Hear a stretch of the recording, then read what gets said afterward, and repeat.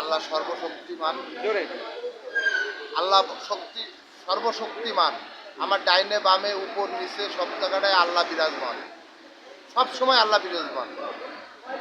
আল্লাহ রাসূল বিরাজমান আমাদের সাথে, হাসান হোসেন পাক পাঞ্জাতন সবসময় আমাদের সাথে বিরাজমান।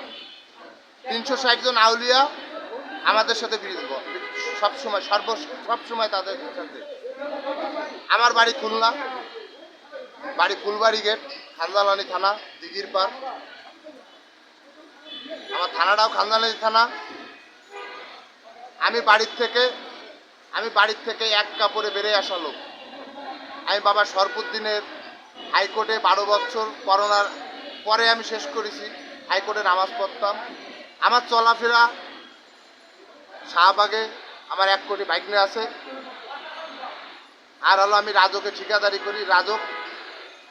আমি একটা সময় আমার পকেটে একটা টাকাও নাই, আমাকে সবাই বঞ্চিত করে দিয়েছে।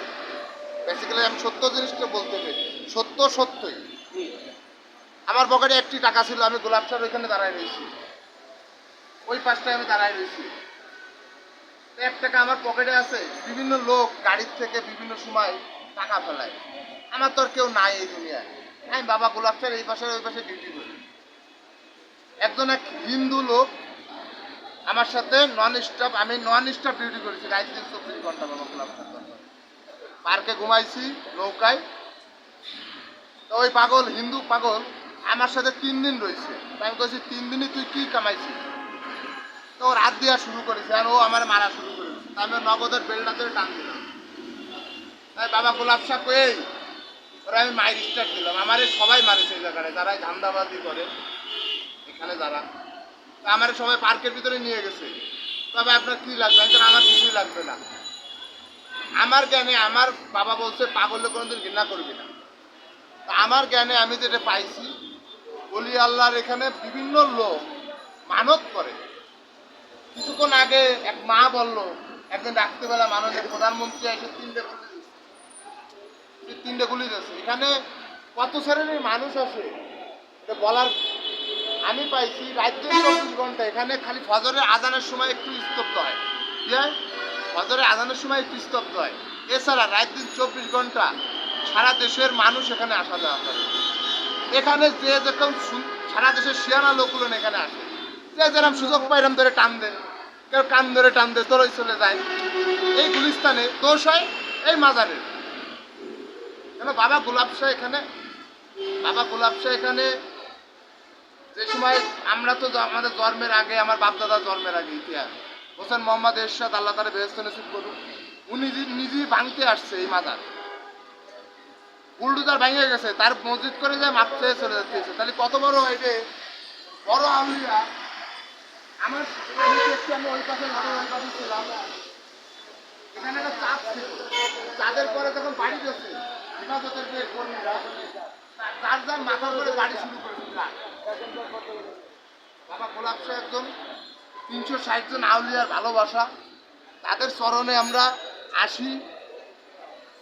আমরা তো আমাদের কর্মের খালি কি, আমরা বাপ দাদা মুসলমান বানাইছি, কিছুই জানি না।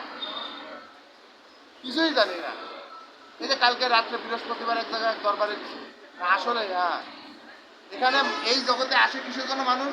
আল্লাহ রাসূলের, ওলি আল্লাহর এই যে গান, যে শানগুলো নয়, এই সময়টা পার হয়ে যায় ভাই। এই মানুষগুলো সারা পৃথিবীর মানুষ বৃহস্পতিবারের দিন সব মাজারে ঘুরে বেড়ায়। কোথার থেকে আসে, কইতে আসে আল্লাহ।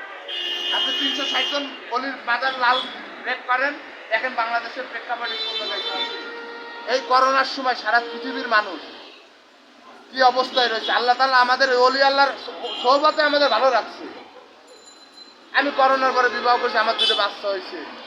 এটা আমার জন্য ওলি আল্লাহর তো একটা সত্য, এনারা কেউ পরে যায়নি, ওনাদের কেউ জানাজার পড়তে পারেনি, এটা সত্য কথা।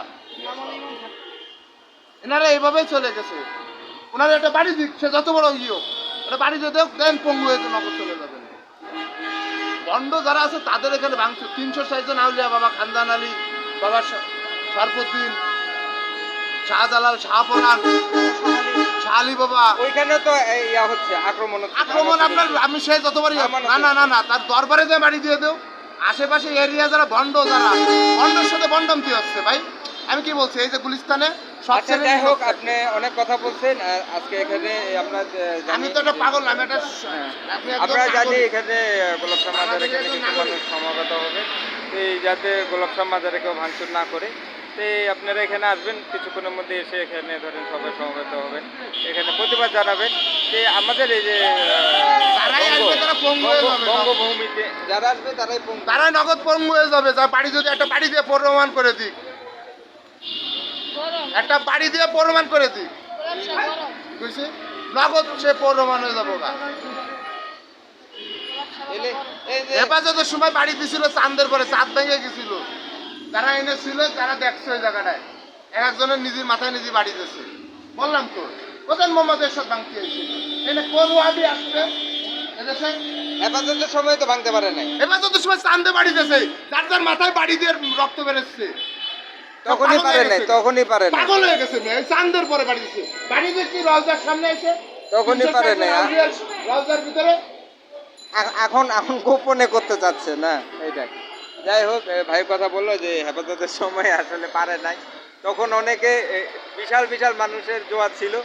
এখন আসলে আমি আজকে সকালবেলা ষড়যন্ত্রকারীরা সেনাবাহিনী তারা সেনাবাহিনী আসতেছে, পুলিশ তারা বাহিনী চাচ্ছে যে আমার সাথে আমি যে এখানে পাশে কিছু আমি একটা এই করে যে 5 সমস্যা দিন তৈরি ডিউটি করতে করতে যাচ্ছে। আসলে আমাদের যে বঙ্গভূমি সেই আমি সব বঙ্গভূমিতে মাথার ঘোরায় গেছি এখানে আমি আউলিয়া কেরামরা আসছে, তারা মানুষকে ভালোবাসা দিচ্ছে, তাদের খালি খালি আহ্বান উদ্যোগ দিয়ে করেন শান্তির বাণী আপনাদের দিয়ে নিজেদের জীবন নিয়ে নিজেরা বাঁচে ইসলামে ওলি আল্লাহর মানুষকে দাখিল চিন্তা করে করেছে, লাভ নেই। ইসলামে মানুষকে দাখিল করেছে। এখানে সুপথে চলেন জাকাত দেন ঠিক আছে সত্য কথা বলেন মানুষকে ঠকায়েন না দেশপ্রেম মানেন পাটপাড়ি বাদ দেন এ জাতি দেখছে আপনারা কিরকম মানুষ ঠিক হয়েছি টুকাই খালি বদনাম দেন টুকাই কি একটা জায়গায় কোনো চিন্তায় ডাকাতি করেছে ভালো মানুষ করছে আমরা দেখতে সমাজে পাচ্ছি যে আসলে অনেকে ভালোবাসা নিজেরা তাদের সন্তান। মধ্যে আছে, তারা এখানে এসেছে, আমরাও এখানে আসলাম। সবাইকে ধন্যবাদ। দেশপ্রেম বাংলা আমাদের চ্যানেল সাবস্ক্রাইব করার জন্য।